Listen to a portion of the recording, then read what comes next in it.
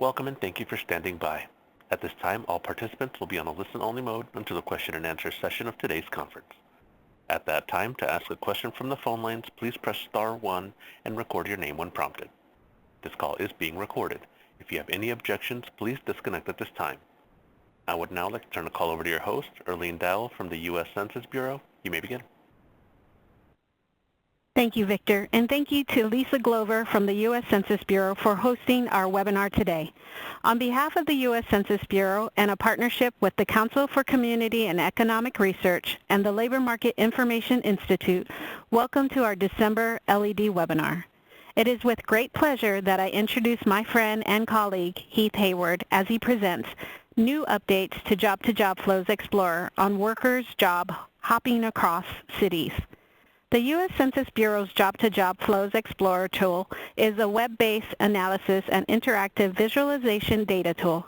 It provides comprehensive access to job flow statistics via an intuitive dashboard interface in order to provide businesses, researchers, and policymakers greater insight into labor market shifts and their impact across the economy.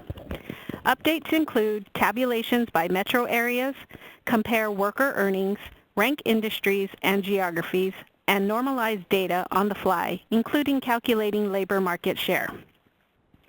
Heath Hayward is a geographer and applications developer in the Center for Economic Studies with the U.S. Census Bureau. He has worked on the Map project in the Longitudinal Employer Household Dynamics program since 2006, QWI dissemination since 2012, and Job Flows dissemination since 2015. Prior to working at the Census Bureau, Mr. Hayward completed his master's degree in Geographic Information Science at the University of Denver and his bachelor's degree in economics from DePaul University in Indiana. With that, I hand it over to Heath.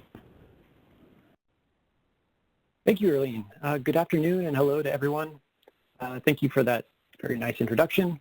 Thanks everyone for being here with me today. Let's go ahead and get started.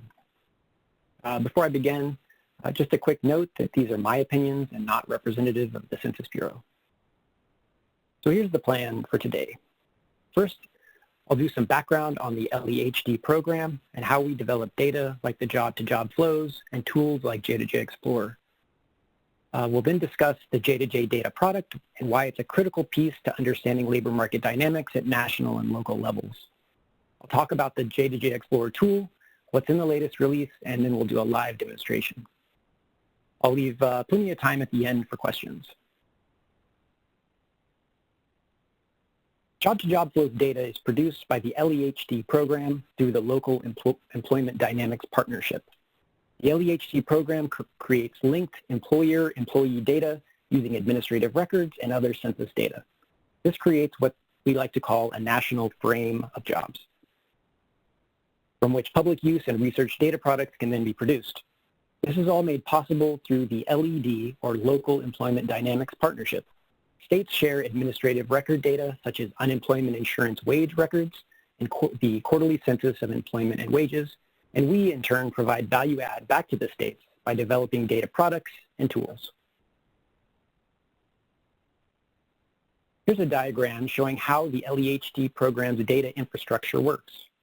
The inputs to this frame are firm, job, and person-level data. The QCEW, economic survey data, and the business register are inputs for firm characteristics. Unemployment insurance data and federal worker information from OPM feed into the jobs data. And person characteristics come from various federal records and censuses and surveys. We protect the data to keep firm and personal information confidential and output our public use data products. These data cover approximately 97% of private employment and are available all the way back to 1990 for some of our data products. Here are the 6 analysis tools that have been created by the LEHD program. In addition to J2J Explorer, which we're covering today, there are tools that disseminate the quarterly workforce indicators and the post-secondary employment outcomes, as well as 2 versions of On the Map, one for disseminating the loads tool and another for emergency management, and preparation. For more information about these tools, please check them out on the LEHD website. So I'd like to talk a little bit about why job-to-job flows data was developed. Workers often build their careers through job hopping, and these job moves are a primary means by which workers move from lower paying to better paying employers, going from dead-end jobs and up their career ladders. Similarly, employers seek experienced workers for jobs, workers who are often currently employed at other firms. These flows of workers across employers, industries, and labor markets are quite large. Approximately a half of all hires and separations in the year 2000 were job-to-job flows. And until the J2J data, these flows were a gap in the available statistics on employment dynamics and our understanding of the fluidity and the resiliency of our labor markets. Let's take a look at this line chart on the right of the slide. We can see that during the Great Recession, which is the time period with the gray column on the right, hiring from other jobs, hiring from spells of non-employment, and the rate of separations leading to other jobs dropped precipitously. And not surprisingly, the rate of separations to persistent spells of non-employment rose. These data are important because academics, business owners, and policymakers need to better understand worker turnover, see the impact of job ladders, and to look at economic migration across labor markets. So we can now answer questions like, are separations mostly coming from workers changing jobs or from the workers that are transitioning into non-employment? When workers change jobs, do they switch industries? Do they move to new locations? What labor markets are we losing workers to? And which workers are they? What are their demographic characteristics? So what is J2J Explorer?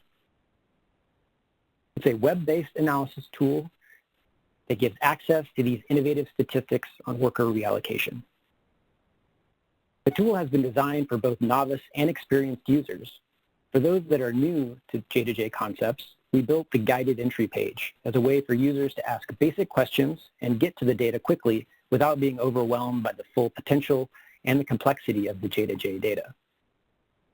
There are 6 different visualization types: a table view, a line chart view, a bar chart view, a map, a bipartite chart, and then a matrix visualization. These have flexible controls that allow users to build the exact analysis they're interested in. All of the categorical variables available in the raw data, such as geography, industry, firm age, and firm size, as well as worker demographics, can be selected and then analyzed. Currently, we offer Excel and CSV exports, and we plan to develop additional export options in a future release. The tool is built to inhale and then disseminate quarterly updates of the data, although currently the production of data is delayed while some administrative hurdles are addressed. Late last month, the 1.0 version of J2J Explorer was released. This release made earnings measures and metropolitan area tabulations available in the tool. We also opened up the ability for users to cross worker and firm characteristics, and we added rankings and normalization functionality, as well as several other small bug fixes and functionality improvements.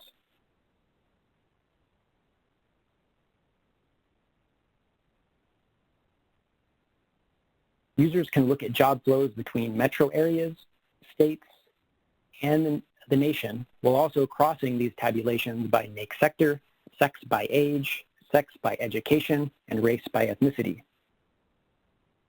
We do not have seasonally adjusted data, and firm age and firm size detail is not currently available for metro area tabulations, although we would love to add those in a future release. In terms of the newly added earnings measures, they're available at the metro area and state level, and research on adding national earnings data is currently in progress. I'd like to note that earnings are available for workers with stable jobs only, and this means that employment with a firm must have lasted at least 3 quarters. Here we can see a diagram showing the quarterly timing of the hire and the separation for each of the 10 new earnings measures. While this is likely more in the weeds than most users will want to go, I do like to show this diagram just to let people know that this kind of documentation is available in the J2J 1.0 PDF on the LEHD website if needed.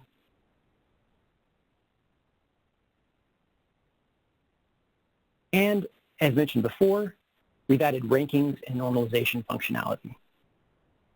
To get an example of the value of this new functionality, take a look at the tables that are shown here. You can see how an analysis of separations from manufacturing in Michigan's metro areas can be improved with these tools. On the left, we can see that Detroit dominates the count of separations to non-employment. But on the right, we can see the top 10 metro areas ranked by manufacturing is drastically different once we normalize by the labor market size of each metro area. We can now see that the top metro area is the Niles-Benton Harbor area with a value of 0.044, which is a rate that means that a quarterly average of 4.4% of manufacturing employees separated to persistent non-employment in the 4 quarters of 2017.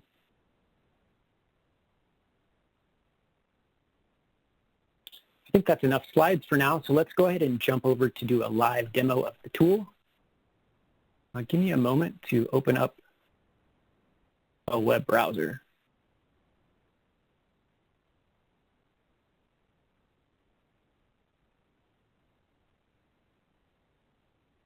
So you can get to the J2J Explorer application at J2J Explorer, one word, .ces.census.gov, or I can show you how to get there from census.gov. So here at census.gov, you can get to us from the employment topic. So if you go over and hover over Browse by Topic, and then click Employment, we're under Surveys and Programs. And this list is alphabetical. So you scroll down a little bit, you can see the longitudinal employer household dynamics. So if you click on that, that'll take you to the LEHD webpage. Here on the left, you can see the different analysis tools that are available. So we can go ahead and click J2J Explorer here to open up the tool. So the tool aims to provide context for users to better understand these complicated data. The idea is we want to make data stories easier to find. And the first thing you see is the guided entry. On the top left here, you can see 3 drop-downs. These let you frame an analysis question that looks at hires or separations for a geography and or industry. These selections will determine the analysis options that are available on the right side of the page. On the origin side, which are these 3 links, I can look at what states, metro areas, or industries hires into DC are coming from. On the destination side, I can look at what industry those hires are going into. Underneath, there's 2 longitudinal options. The first compares count indicators over time, and the second compares earning indicators. Further below are 6 recommended analysis links in case you don't know where to start. We'll take a look at several of these later in the demo.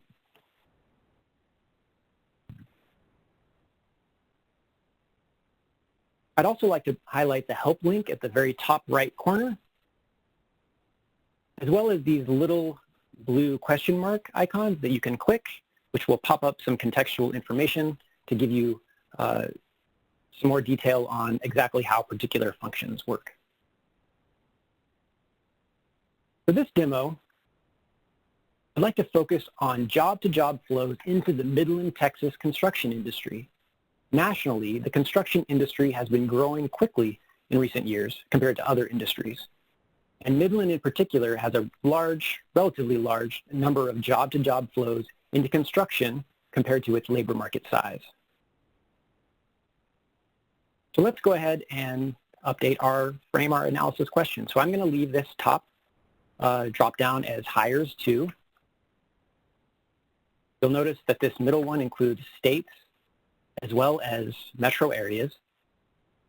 But instead of having to search through a long list, I can just go ahead and type it in. So I'm going to put in Midland. You can see there's both a Midland, Michigan and a Midland, Texas. And then for the NAICS sectors, I'm going to select construction. So you may have noticed that my options here on the right have changed. So right now we can see that these are job flows that are going to Midland, Texas in construction. And so let's see what kind of workers are job hopping, from which metro areas they're going. So I'm going to click this which metro area button. And this is going to take us to a thematic map. Before diving into the data, let's take a step back and talk about the user interface that we see. There's a lot of options showing up on the screen. So above the map, we see the various visualization options that are available. Note that you can click on these at any point, but it may change your analysis settings in order to accommodate a new visualization type. But if you do switch to the bar chart or the table, it will always preserve your settings. Next to those buttons, we have a full screen option and the all-important export data option. So if you click on that, you can see the option to export to an Excel spreadsheet or to a zip file that includes a CSV as well as necessary metadata. On the right side of the page, a little bit further over, you can see this sentence here at the top. It says job-to-job flows from 429 origin metro areas to construction in Midland, Texas, 2018 Q1. So this was created in order to provide users with a succinct description of what they're seeing in the visualization. This will update as you make any change to the settings in your application. Below, you can see various drop-downs. You can see the different 9 recommended analysis, or, 9 indicators that are available, from hires and separations to earnings. And right underneath, we can see a description of what that indicator is. So a job-to-job flow, which is the name of the data product, but it's also the name of one of the indicators here, is a job flow with a short or no observed non-employment spell. So that means that the flow happened either within the same quarter, or there was only one quarter in between the separation and the hire. We also have a geography level dropdown, which will allow us to show exactly what we're thematically mapping. Further down, we can see the filters. This gives us the option to select a single characteristic by which to filter the entire analysis that we're looking at. And if more than one filter is selected, then the application averages or sums those characteristics as appropriate.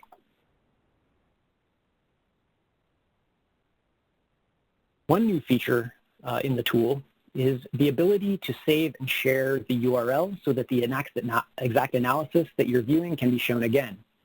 Note that if I refresh my browser, so I'll come up and just refresh this, this unique set of numbers up here will send users directly to the analysis that they were looking at.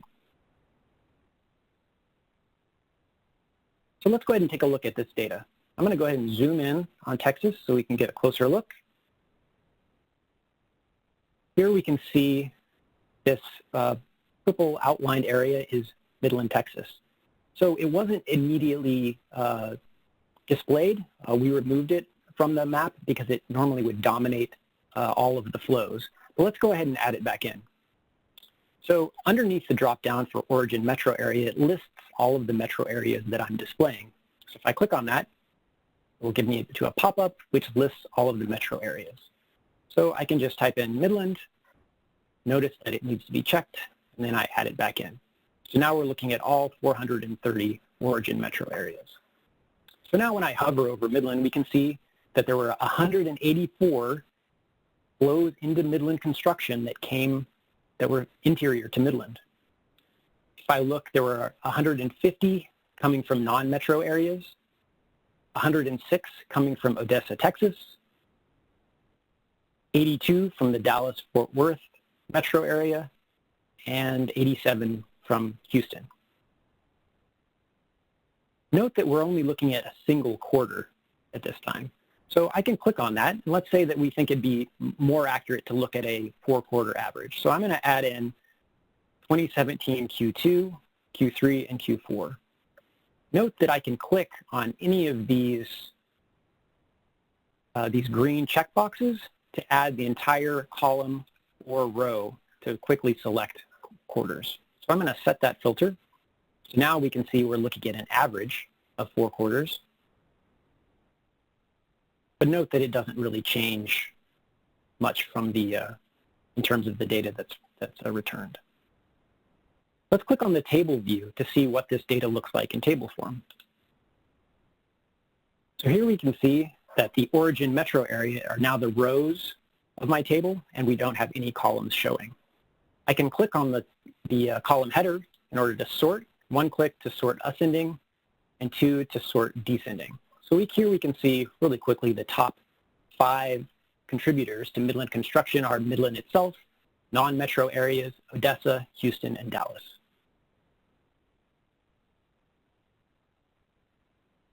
If we take a look at the column dropdown, you can see the full scope of the characteristics that are available to add, to analyze with the job-to-job data. We can look at time, origin or destination, industry characteristics, worker characteristics. We can compare different indicators as well as geography. So right now we're looking at only construction as a destination industry. But I can come over here and decide that I want each column to be an industry. So I'm going to select that, and that's going to give us a chance to look at all job-to-job flows into Midland and see them broken out by different industries. So I can click on the mining industry, descending, and we can see exactly how what the top origin cities are for different industries.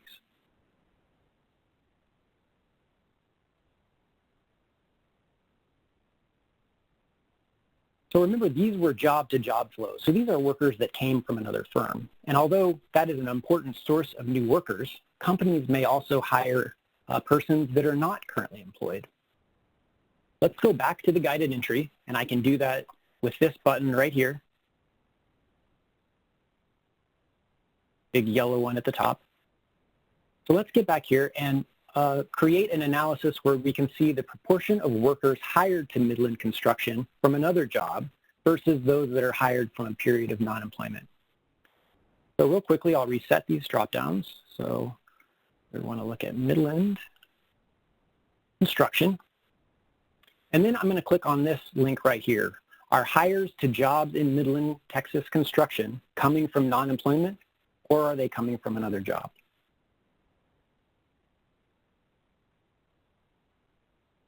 So this takes us to a line chart showing a Q2 time series comparing all hires, which is this top line here, to job hires, to hires from persistent non-employment. So right now we're looking at a Q2 series, and if I click under the x-axis here, if I click this list of quarters, it'll show that we're looking at those. But I'm going to change this to look at Q3 instead, since that's usually the quarter when most construction workers are active. So the results show that workers coming from non-employment, which again is this bottom line, represent about 1/3 of all hires in a given quarter. However, beginning in about 2016 Q3, as we can see here, we can see that the share of job-to-job hires increases relative to hires from non-employment. This change could signal a tightening of the local labor market, which forces companies to hire relatively more workers employed at other firms rather than from non-employment. And you may have noticed, as I navigate around the line chart, that I can hover over a line in order to see it in the legend, or vice versa, hover over a legend chip here to show it in the chart. And I can also click in the chart to drop a neat line, which allows me to compare a point in time with this handy little companion table. Let's take this opportunity to look at the normalization function and see how that works. If I scroll down just a little bit here, we can see normalize is an option under advanced functions. I'm going to click this button to pop up the normalize options. You can see that I have 2 options. One is share of total, and one of them is labor market size. So if I look at share of total, this option divides the selected category by the selected category total, or if quarters are active like they are here, it'll index by a single quarter of my choosing.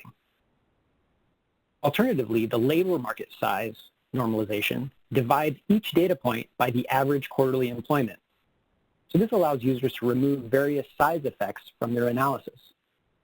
Let's go ahead and enable labor market size and click Set Normalization. And immediately, you can see that the chart has changed. The three lines no longer consistently trend upward from the beginning of the time series until 2017. So this means that although there have been more construction hires in recent years, those hires have been, they happen at the same time as employment growth. So there's been little relative increase due to the steady growth in employment over the last 18 years or so. And here we can also see, if we look at this drop here, the hiring drop during the Great Recession in 2009 is even more pronounced than it was before in the non-normalized graph.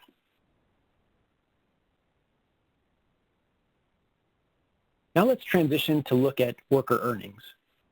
Hiring a worker away from another employer is likely to require a company to pay higher earnings than if they would have hired the same worker from non-employment. Let's look at the earnings of workers prior to the job flow and compare it to the earnings after the job flow. So to do this, I can come over to the lines drop down here. Right now we're comparing count indicators, but instead I'd like to compare earnings OD indicators. And OD stands for origin destination.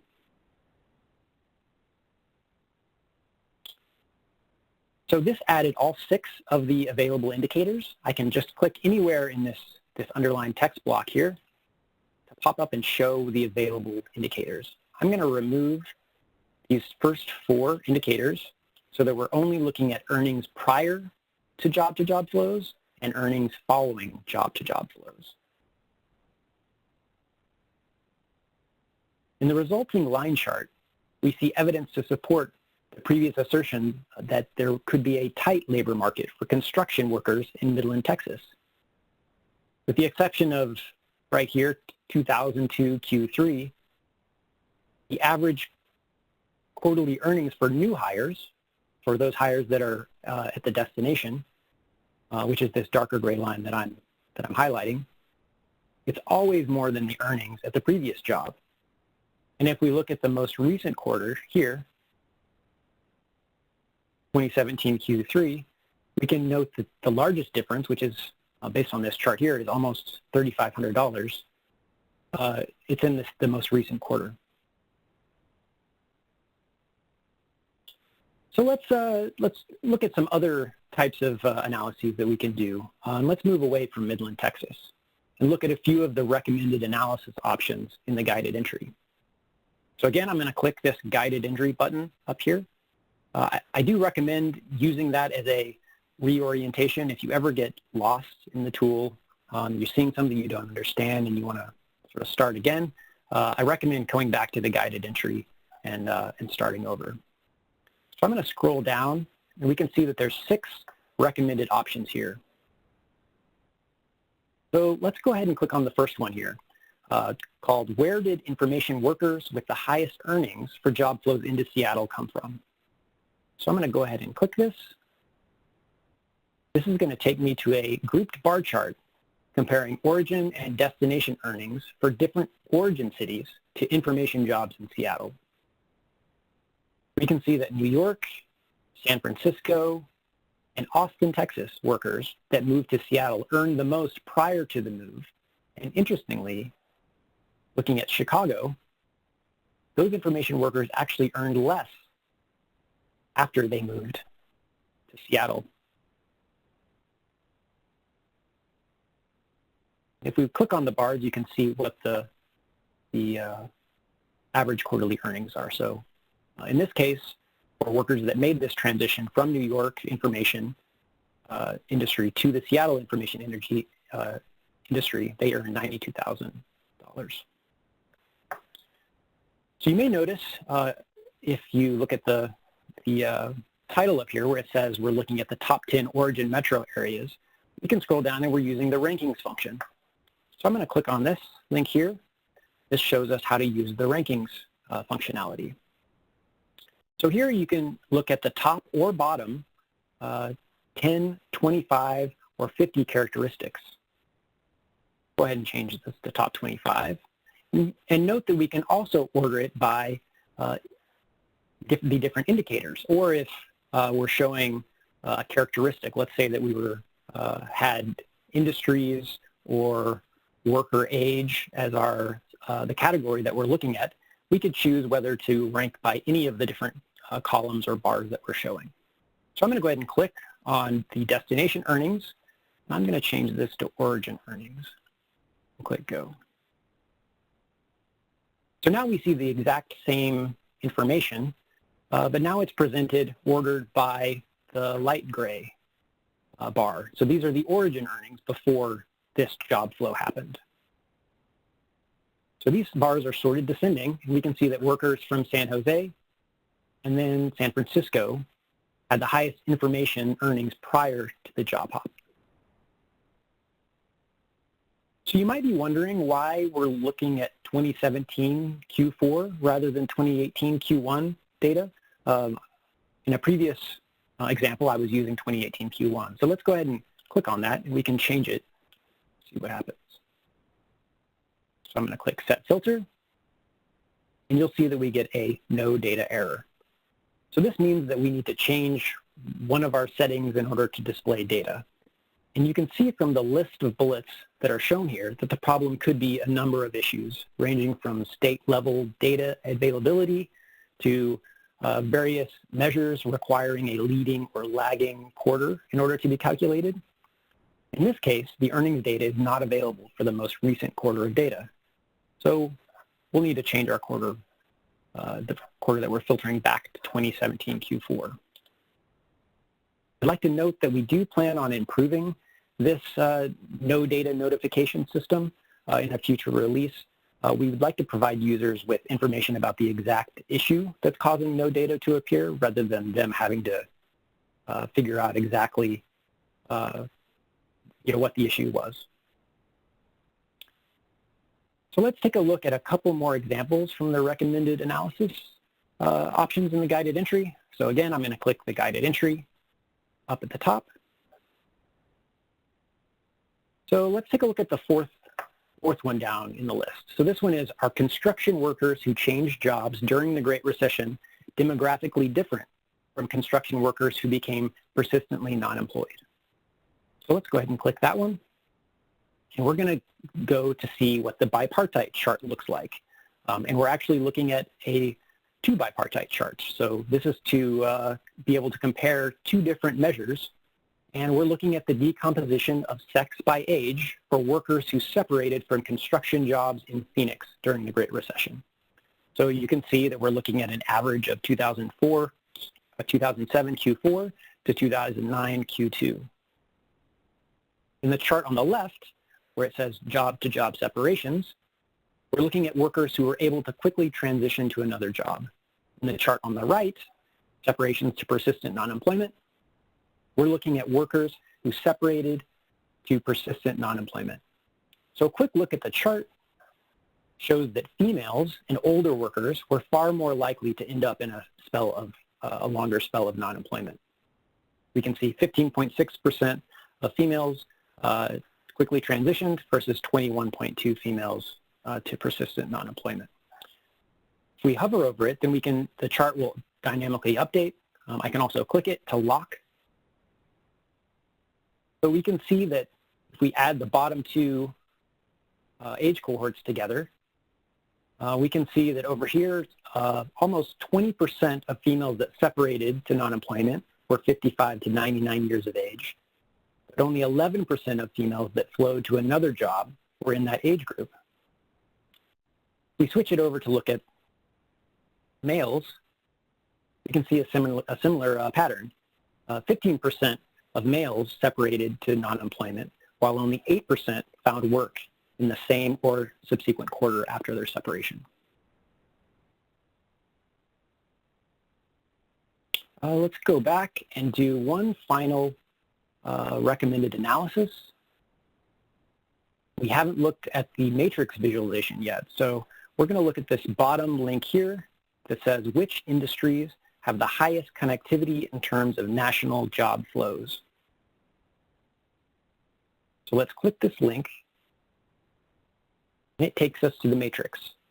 So this is a somewhat unique visualization. Essentially what this does is it takes the table visualization and thematically colors all of the cells so that we can visually distinguish trends in the data. So in this instance, we're looking at national job flows from industry to industry, so an origin industry to a destination industry. The darker colored cells indicate more job flows.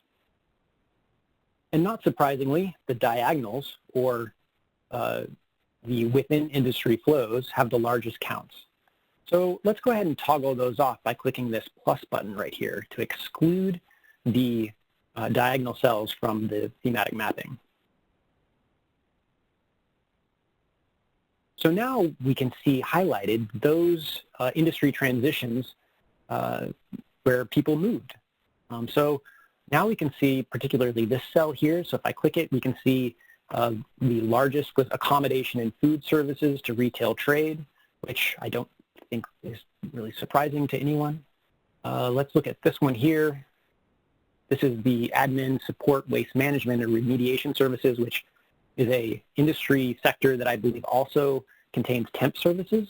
So interestingly, going from this admin temp service industry into manufacturing was a pretty large flow. We can also see retail trade to accommodation and food services had a lot of job flows.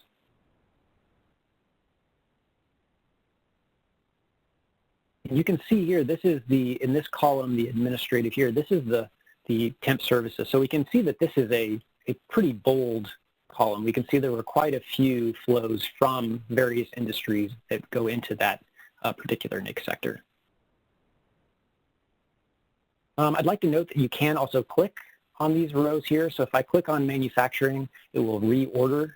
So we can see the smallest number of flows was manufacturing to utilities, whereas the largest was manufacturing to admin, that temp sector that we were talking about. Interestingly, next on the list was retail trade, then construction, then wholesale trade. So that's what I have for the demo today. I'm going to head back now to my slides. There's just a couple more of those, and then we can finish up with your questions.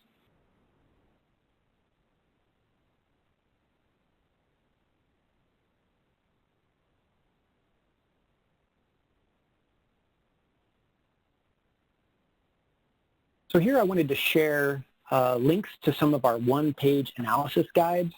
So these are PDF documents that I created that will walk you through some of the basics of using the tools and how to interpret the data that you see. So if you're interested in learning more about the application and some of the ways that you can use the data, please take a look at those. They are available at the help links within the LEHD homepage. And these are accessible from the help link that I showed you at the very top right corner of the application. So there's other ways to access the J2J data besides J2J Explorer. Our strategy for J2J dissemination focuses on providing as many access points for a variety of different user skill levels and user needs as possible. So J2J Explorer is really for users that are interested in having an easy to use, visual, flexible web interface. There's also, for more advanced users, there's bulk or single file download from the /data location or in the data tab on the LEHD homepage. And finally, we will be adding the job-to-job flows data into the LED extraction tool at some point. And the LED extraction tool is a way for users to query the raw data, so you can get the exact rows and columns that you're interested in from the raw data without having to download large files and sift through it yourself.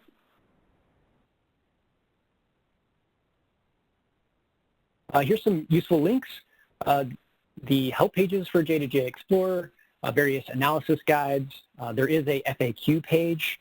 As we get more feedback from users with different questions, if there's questions that we get really frequently, we will add additional FAQs.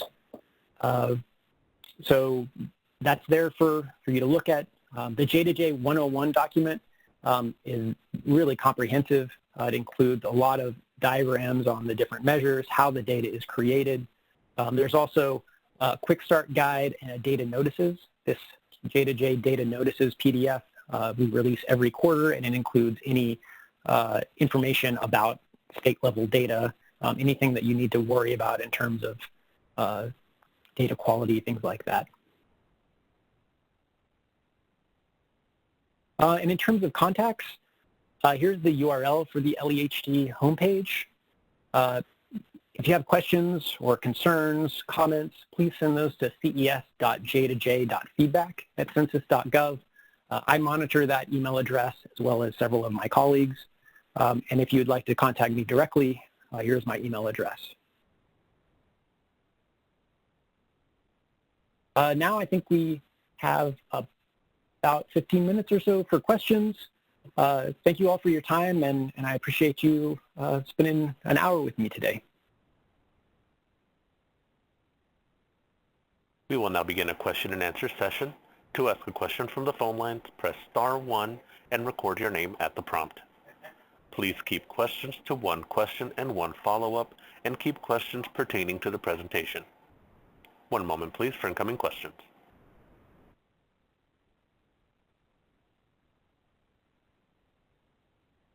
And our first question comes from J. Maggie Weiss. Your line is open. I don't have a question, and I'm J. Maggie Weiss.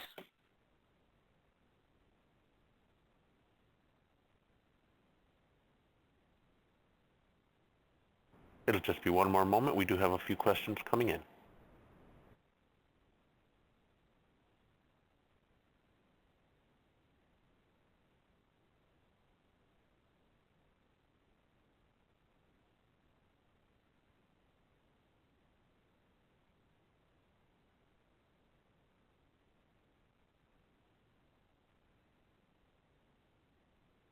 First question comes from Heidi. Your line is open. Hi there. Thanks very much for the instructive webinar. A few questions on the definitions. I believe you said that job to jobs, and please correct me if I'm wrong, is a flow that occurs either from one job to another job within the quarter or with a one-quarter lag. Can you define what you mean by persistent unemployment versus brief non-employment? And then the main thing I also wanted to focus on is when we're looking at the geographical flows, are these based on the location of the first job to the location of the second job, or is this accounting for worker residence? Thanks. Those are good questions. Thank you. So your last one first. These are the locations of employment. So these are the not the residential information. So I think that gets at the idea of we don't capture teleworkers, so we don't really know exactly where you live. We don't know that you whether you work at the employment location. So the flow is really from the employment location before the separation to the employment location after the separation. So it's possible that if someone teleworked, they actually don't physically move their office. Right. Okay. And in terms of persistent non-employment, that is 3 quarters after the separation. Persistent non-employment is 3 quarters after the quarter of employment? That's correct. After the quarter of the separation. So we don't, we can't track too far into the future, because then we sort of run into the edge of our time series. But I do think it would be a really interesting expansion of this data to sort of look at some of those longer spells of non-employment and sort of see what happens with workers, especially earnings after, do earnings change if someone is out of the labor force for several quarters in a row? Okay, and then you said brief non-employment was what? Brief non-employment, I believe, is two quarters. The exact details of that are in the J2J 101 document. I don't think I have. And I think one other definition that I use the term quite a bit, I think it might be useful, is non-employment. And that's something that is, I think, sounds strange. We're always used to hearing the term unemployment. So non-employment in the job-to-job flow data, it's referring to a worker that doesn't appear in our job frame during the time period. So we don't distinguish between whether a person is looking for employment, whether they're informally employed, or if they're out of the labor force entirely. So a lot of those older workers could have just retired. So when you think about unemployment, it typically refers to someone, they're not employed, but they're actively looking for employment. Okay. And then just one follow-up question with regard to the earnings data. Is there any adjustment for part-time versus full-time workers, or some of the wage figures could be skewed one way or the other depending on the composition of the worker? Right. We don't have hours worked in the submissions that we get from our state partners. That's something that we would love to get because that would give us some indication of that skewing that you're talking about, where we don't know, we know someone's earnings, but we don't know, I think we assume that they are full-time employees. So that's not something that we have now, but we certainly would like to get it in the future. Okay, and then my real final question, even though I said I originally had just one or two, is there any plan going forward to further break down the broad NAICS sectors? So, for example, a very common but broad sector is professional and business services.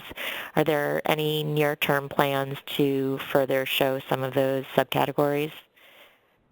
I don't think that that's going to be possible. We certainly always want to show as much detail as possible. But looking at the confidentiality protection mechanisms, there would just be too many cells would be suppressed. The numbers are just too small to dive any deeper. Okay. Thanks so much for your help. That was a great webinar. Our next question comes from Howard Schneider. Your line is open. Oh, hi. Thanks. Very helpful. So I was curious, one of the nice things about QCEW, for example, is the ability to get county-level data. I was wondering if there are any plans or if any capacity to drive this down to the county level. And relatedly, if someone moves, say, from a metropolitan area to a rural area, do they just get sort of sucked up in a state-level figure at that point, or is there any way to understand that? Good question. Similar to the desire to drill deeper into NAICS 3 or 4-digit, the cells just get too small for county flows. There's really not enough people moving to the 3,000 counties. So, there are quite a few suppressions in the 430 metro areas because of this issue. So trying to do it for the 3,300 counties just wouldn't work very well. And in terms of your other question, what was your other? I'm sorry. What was your? Well, it sort of had to do with sort of rural economics, I guess. If someone moves from a city and takes a job in a rural area or a non-metro area, I guess there's no way to really capture that because they would just be sort of in the state level aggregate, but nowhere else.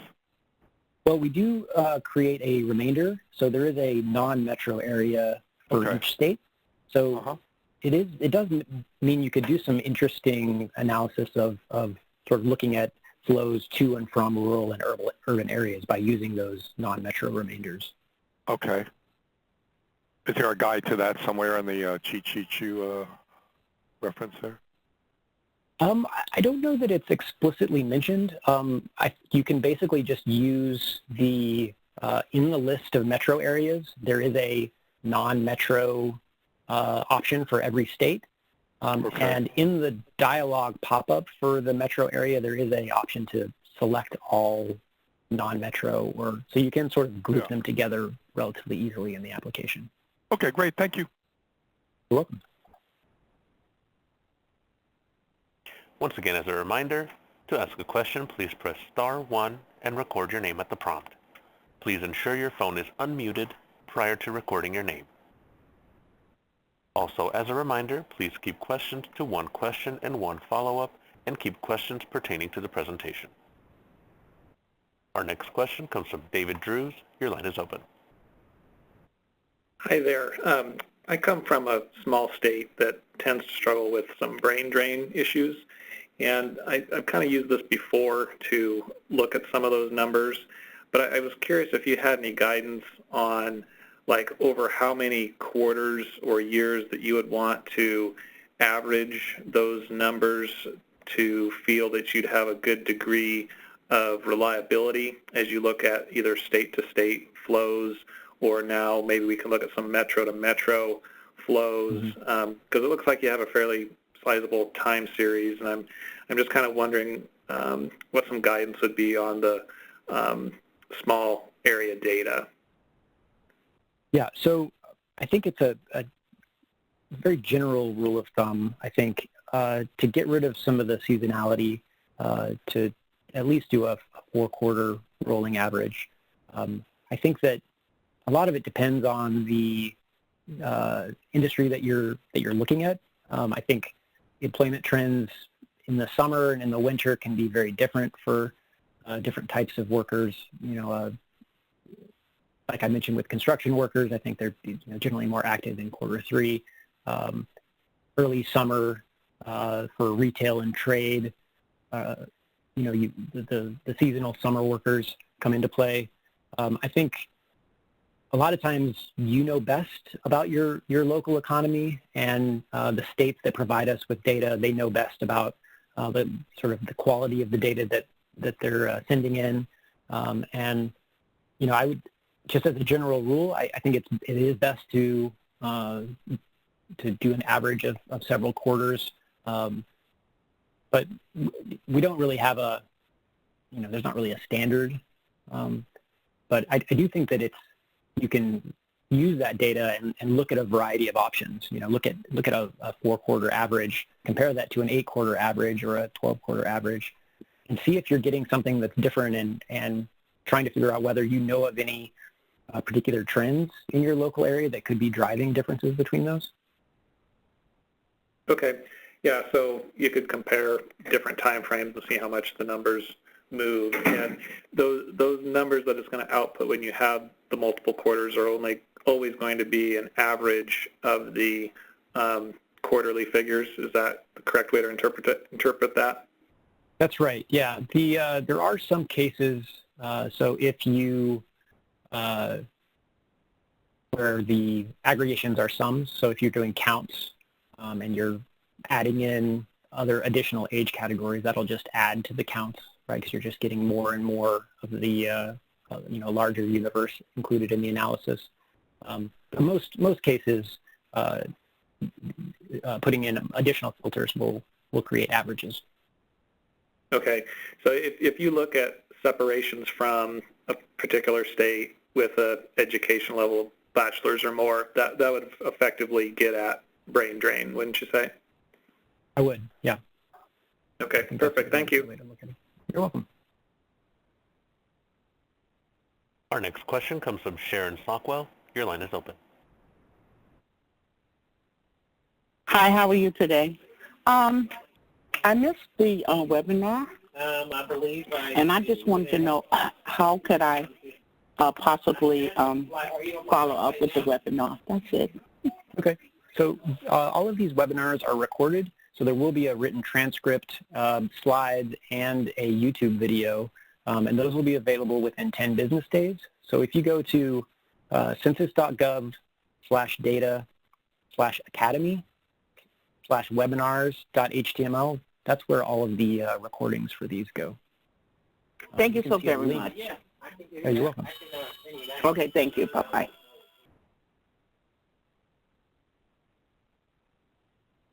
Our next question comes from King Jun. Your line is open. Hello? Hello. Hello. My question is that related to the first question, I know a lot of data frame they have the one option is choose the time, which is a key indicator, but it did not specify whether the quarter or the time actually means. Does it mean the time of the job was actually the worker find a job, or actually the time is the timing the worker lose a job, or separation or job quarter? And you mentioned when you answered the first question, you mentioned that 3 quarters after separation. So I don't know what that quarter actually means here. Second is that related to this one is that you said within 3 quarters after the separation quarter. That does it mean is it cumulative within any time during the 3 quarter? If a person find another job, will be detected in the system, or is there any of the indicator can show whether it's the first quarter or same quarter, first quarter, second quarter, or third quarter after? So that is my main question. I have some other question. I'm not sure it's allowed to ask. I noticed one of your your beginning slide when you do the demo, you started as higher 2, you pick industry as construction, but later on when you did some on the right side, you changed that to the right side shows that the destination industry NAICS code is multiple NAICS code. So I kind of feel, I thought we started with the height 2, which should be the destination NAICS code. Why later on it shows multiple NAICS code in the destination? So I'm kind of curious about that. Okay, so the first one where I said I wanted to look at job flows to construction in Midland, so that was a filter. So a single destination NAICS was selected. So there was only one column, and that showed all of the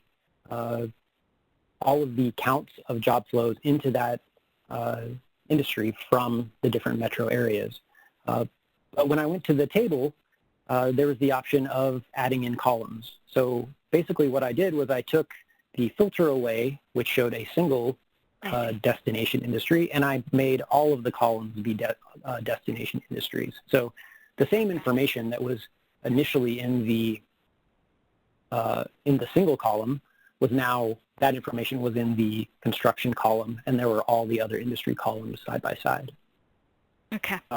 In terms of the timing of the hires and separations, so the quarter that we're showing in the application, we generally call the reference quarter. And the information that we get through our jobs frame is usually there's a beginning of quarter employment and there's an end of quarter employment. So what we do is we detect whether or not there was employment at the beginning of the quarter and the end of the quarter based on whether there was earnings across these scenes. So just looking at separations, for example, we know that someone had a main job at the beginning of the reference quarter, and we know that they were separated when that main job doesn't exist at the end of the reference quarter. Now, there's different definitions, different types of indicators. So there's 59 different measures that get at all the different intricacies. And I recommend taking a look at the J2J 101 document. There's pretty detailed documentation and diagrams that show these transitions. Some of them get a little bit complicated. When we talk about the job-to-job flows, which was the measure that I primarily showed during my demo, that's based off of the timing of the hire. So we know that a job-to-job flow happened at the end of the reference quarter. So the main job happened to occur. We know that they were end of quarter employed at the end of reference quarter T, for example. So what that means is that the separation could have actually happened at the beginning of that quarter or at the beginning of the previous quarter. There could have been either the separation could have happened in quarter T, or it could have happened in T-1. So, and I think please do reach out to the ces.j2j.feedback email address and send me it sounds like you have more questions, so please feel free to send me more questions. Anyone else that's still listening on the line with questions, please do reach out, and we'll make sure to get back to you. Oh, okay. Yeah, my follow-up related to that one is that you said earlier when you answered the first-person question, you mentioned is within 3 quarters, but just now you said the separation is a Q or Q minus 1. Is that somehow I misinterpreted? So I was looking at separations to persistent non-employment. But I was talking about in the T-1, that was the job-to-job flow. So that means that what I was talking about is a different measure. Okay. Thank you very much. You're welcome. Our next question comes from Jeff Trufan. Your line is open. Yes, I noted that you mentioned information workers in one of the presentations of the data, and so that implies to me that you have some occupational data that you're using. Is that census-based data or SOC-based data? Where are you getting that ties it to NAICS codes? So I was just looking at the information NAICS sector. So there is it's just an information NAICS sector. Let me see if I can find out exactly what that code is. So we don't have any information on occupation. I'm sorry to say. So this is all just occupational data at all. Correct. It's only the industry in which of the firm that employs the workers. Okay. All right. That's okay. Yeah, I'm looking for the two together. Yeah, it seems like that's sort of the holy grail. Everyone is interested in combining, getting that sort of linkage between the occupation and the industry. Yes. Thank you. Oh, you're welcome.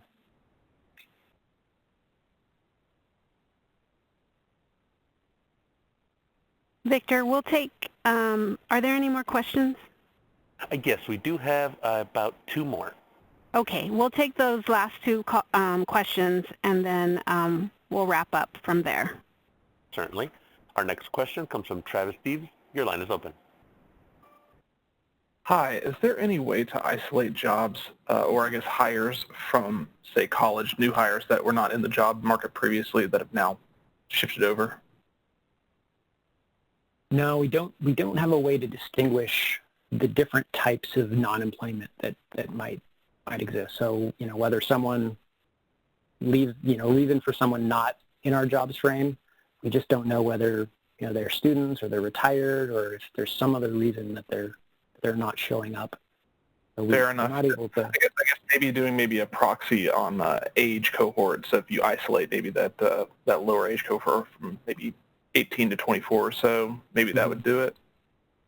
Yeah, we do have a educational attainment characteristic, and we sort of group, I believe it's under 25, into that category, and we say we can't really discern their attainment level because it's so volatile during those early time periods. But we haven't. It's a good idea. It's something that we can look into in terms of sort of determining younger workers, figuring out whether younger workers are the type of non-employment that they go to, whether they're actually pursuing further education. No, I appreciate it. This is a great tool, and the reason we're asking about it is just like the last caller, kind of figuring out where brain drain comes from, because immediately when people graduate, they go to a better employment sector for the most part. So, okay. But this is great so far. We really appreciate the work. Okay. I wanted to clarify, there was an earlier caller I'd mentioned that asked about separations to persistent unemployment, and I wanted to correct myself. Just looking at the documentation now. So that particular indicator means that someone was main job employed at the beginning of the reference quarter, and they were not employed at the end of the quarter, and they were not employed at the end of the next quarter. So it's not a full 3 quarters. They're not employed at the end of the reference quarter and the following quarter. So it's really only a 2-quarter span, not 3, as I mentioned earlier. Sorry for the confusion.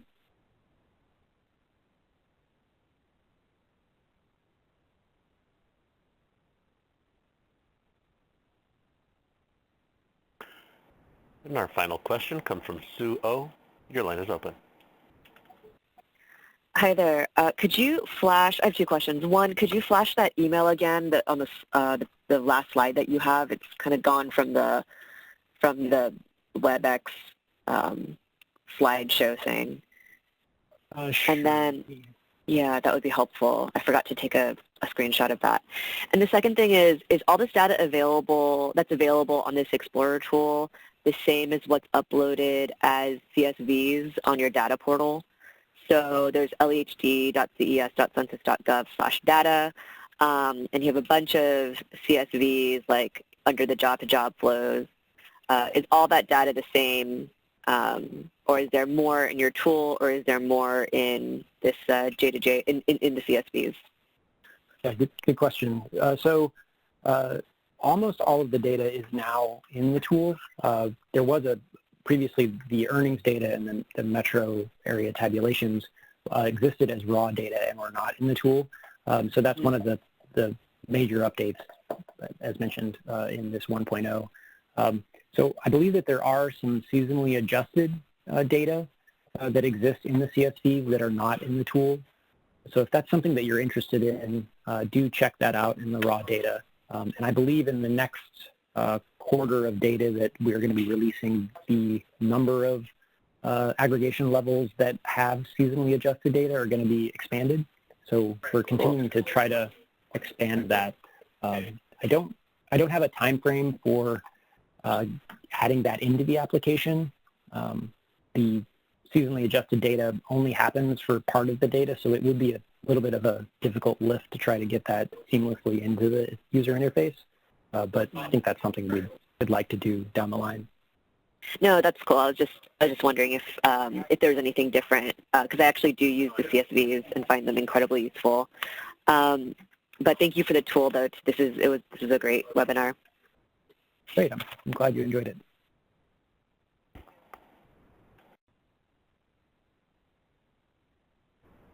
We have no further questions in queue. Great. So I would like to thank Heath for this great presentation. Also, thank you to our audience for your continuous support throughout the year. We'll be back in 2020 with new and innovative ways our users are utilizing the LED data products. Until then, thank you for your support and happy holidays. This concludes today's conference. Thank you for your participation. You may disconnect your lines at this time.